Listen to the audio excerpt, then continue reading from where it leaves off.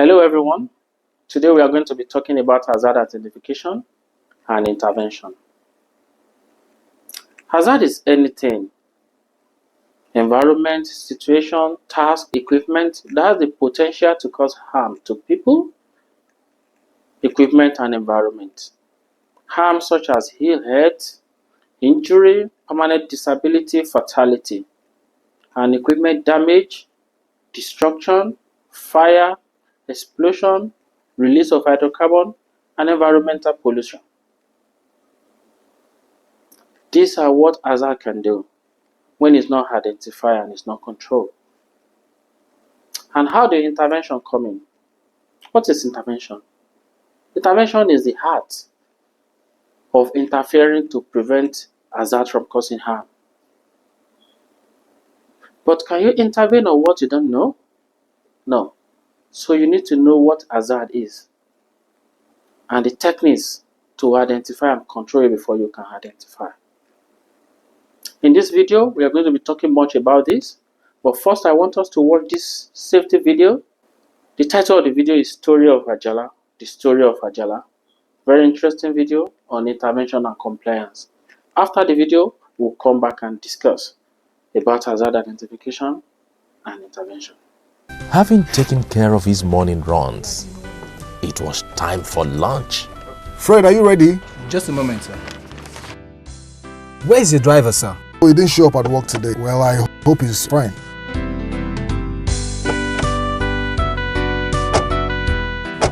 They chose a restaurant a little distance away from the office.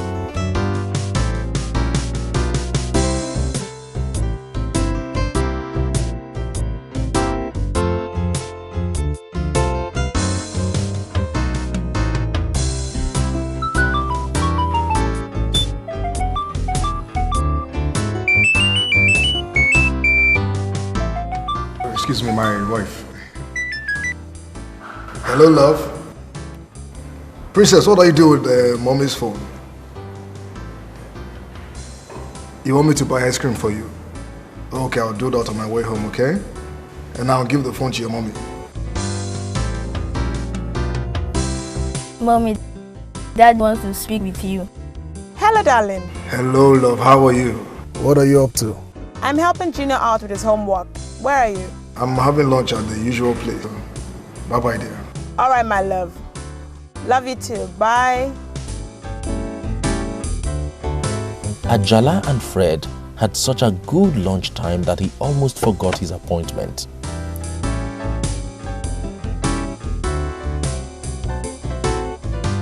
Ajala drove out into the afternoon traffic. In his haste, he took his seatbelt for granted, not bothering to put it on. Fred had his own seatbelt on, and he noticed that Ajala did not have his on. He didn't bother to draw the attention of his friend and boss to this, because he had always known him to be a good driver. More so, he felt that the traffic was not too fast to be worried about. The journey could go on. Time, we all know, waits for nobody. It simply ticks away. Ajala steadily increased speed above 100 km per hour. Fred gazed at the speedometer, felt uncomfortable, but did not say a word. My God, Mr. Ajala is going too fast. And he's not putting on his seatbelt. Ajala was still going at a high speed when suddenly his mobile phone rang. Ajala picked up the phone to answer the call. He held the steering wheel with one hand and chatted away.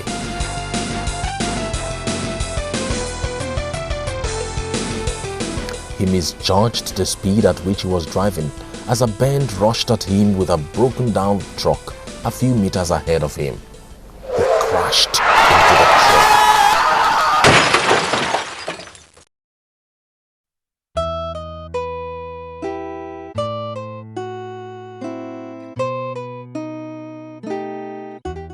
Ajala was killed in that crash. Fred came out alive, although seriously injured. He had been saved by the seatbelt that held him from being thrown out of the car. His injury left him with an amputated leg.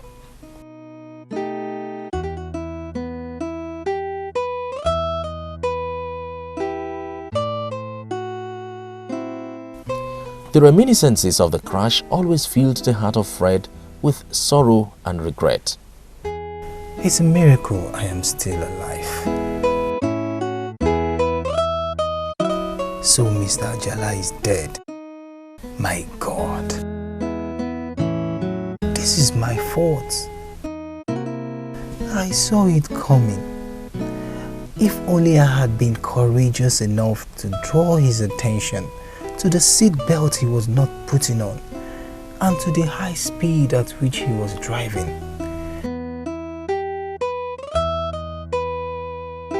Maybe I would have saved his life if I had also cautioned him about using his mobile phone while driving.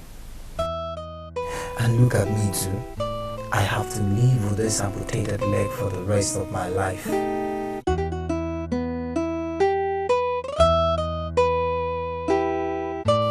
Ajala's death had inflicted pain and agony that can only be imagined upon his family. Even the commiseration and visits of family and friends could have very little consoling effects.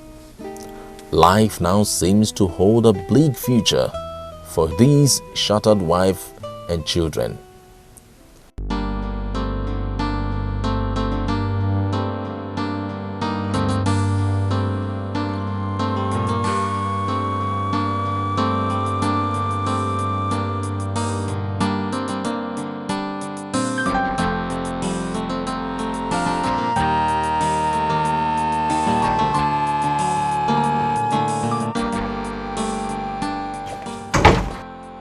Oh, Mommy, Uncle Fred is here.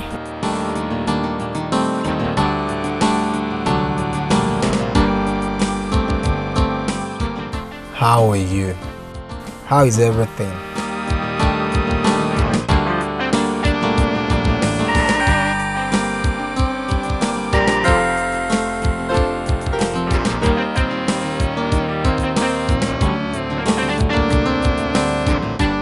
Each visit to the Ajalas brings back sad memories of the accident to both Fred and Ajala's widow. He kept living with the guilt of sparing those words of warning that could have saved his friend and saved himself the agony and sorrow of living the life of a one-legged man. I could have prevented the loss of the breadwinner of this beautiful family and spared myself the agony of this wheelchair.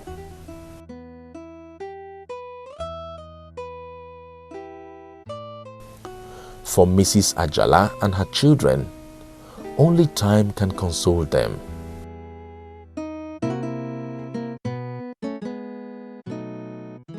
Mrs. Ajala will now carry the heavy burden of the future of the children, who for now have very little care in the world. To them, Daddy has only gone on a journey. One day, he will be back.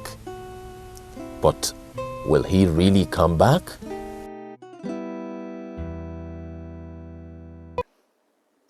As you can see in this video, intervention is very, very important. It's life-saving. It can save life. It can save generation. Fred was not meant to be on the wheelchair. Mr. Ajala could have still be alive today. Only if Fred can summon the courage to intervene. He was able to identify it. He knows Ajala wasn't using his seatbelt. Ajala was making call while driving.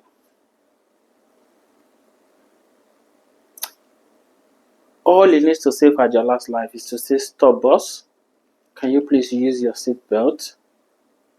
In case of accident, it can save you."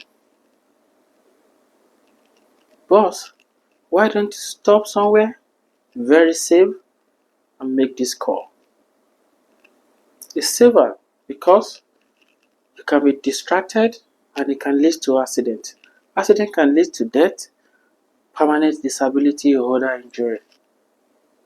Some accidents are uncalled for, but because we cannot identify the hazard, even when the hazard is right in front of us, or possibly we can't evaluate it and we don't summon the courage to intervene. For us to be able to solve situations like this, we need to be able to know what hazard is. And there are basic techniques to be able to identify hazard and recognize it. Number one is the word identify. You need to be able to identify. Identify means you need to be able to know it. First of all, you need to recognize hazard when you see one. And how do you do this? In your workplace, in your home, the first thing you do before any task is stop. Take 1 or 2 minutes. Look around. Ask yourself, what can cause harm here? Where is the next accident coming from? What can get people injured here? When you ask those questions while looking critically at your environment, your equipment, the personnel, the task procedure you want to use, you'll be able to identify a lot of hazard. Are your personnel competent? Incompetent personnel is hazard. Incompetent personnel is a hazard. Personnel need to be competent. They need to know what they want to do. Also, your tools, equipment, are they the right equipment? You are using a knife instead of a screwdriver.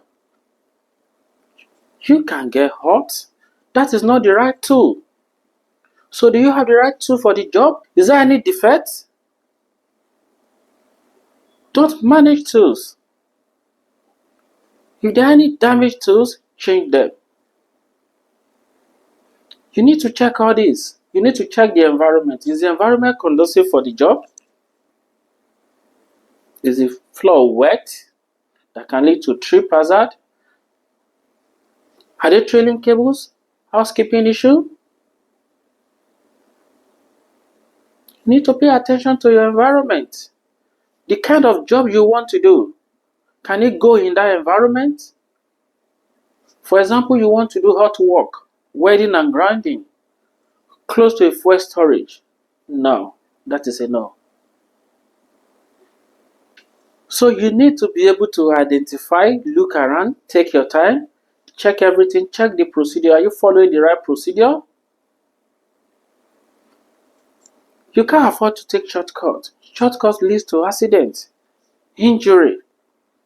So you need to check your procedure. Are you following the right procedure? Are you following the right techniques for the job?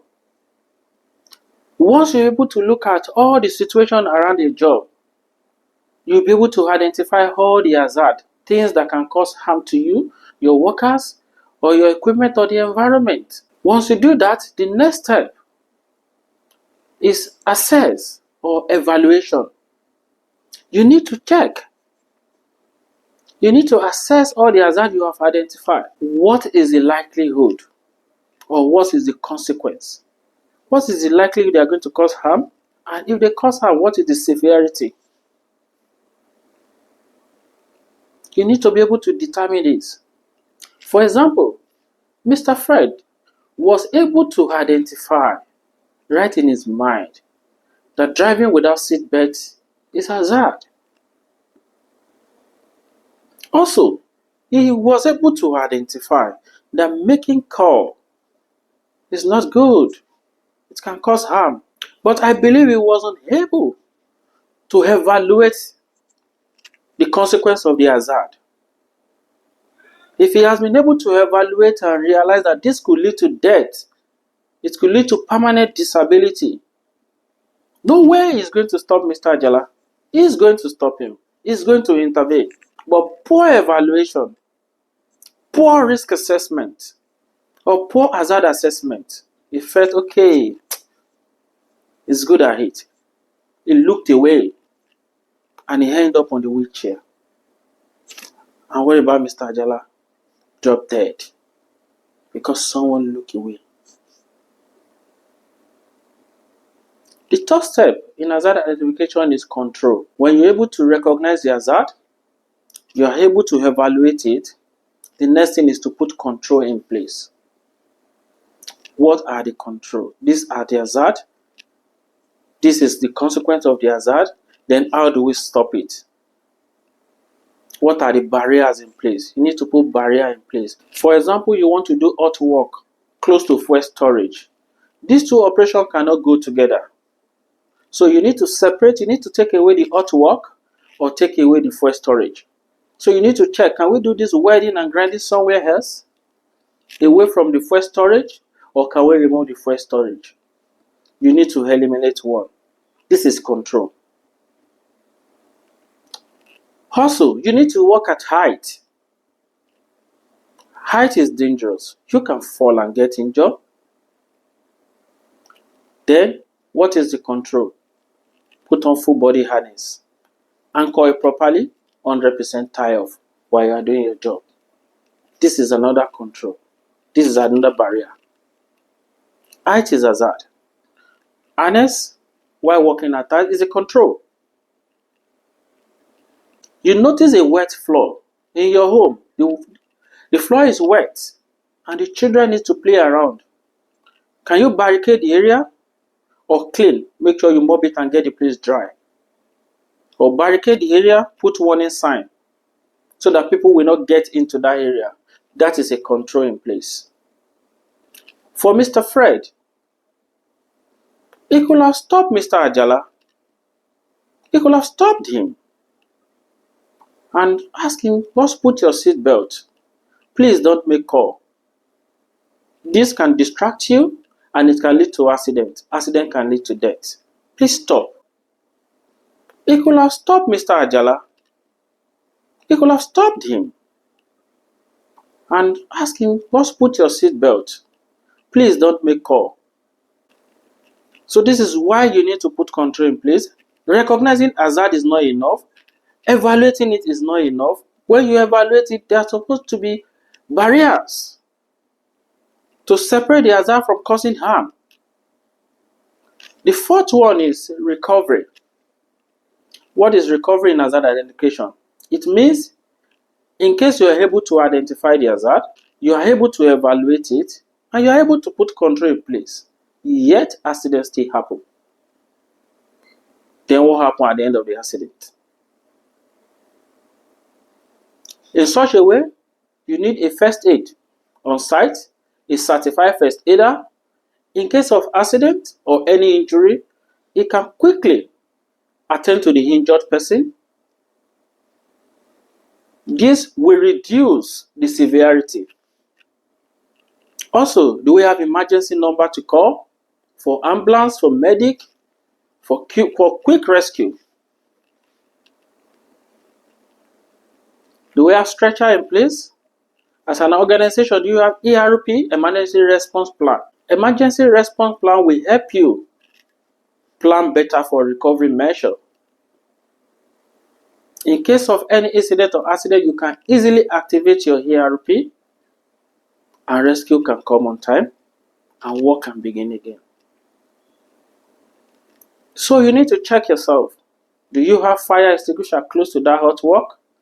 In case of fire, you have put the barriers in place, you have separated the fuel, you have separated the fuel, you are doing it in the safe environment, yet we still have fire incident. Fire extinguisher will help. You can quickly extinguish the fire to avoid escalation. These are recovery measures we need to put in place. And finally, the last one is record. Documentation. When you recognize hazard, you evaluate, you put control in place and recovery measure, you need to document it. You need to report it. This will guide. This will serve as a guide or a reference document so that such situation will not occur again. So once you have been able to identify, evaluate, control, and put recovery measure in place. You recorded it. You've been able to complete the process of hazard identification, which is very, very important in saving life.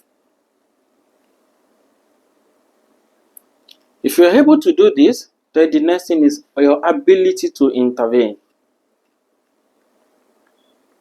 Don't look away when you see something that is wrong, when you see unsafe act on a safe condition. It's your duty to intervene. Save life. The most important thing is life. For the rest of Mr. Fred's life, he will bear the guilt of not saving his friend and boss. He could have saved him, but he could not. But rather, he did not. Do you want to bear that guilt? Did you want to live the rest of your life with such thoughts in your mind? That I have the chance, I have the opportunity. I shouldn't have been on the wheelchair. Only if I can guide my boss, if I can just intervene, just please stop. Use your seatbelt.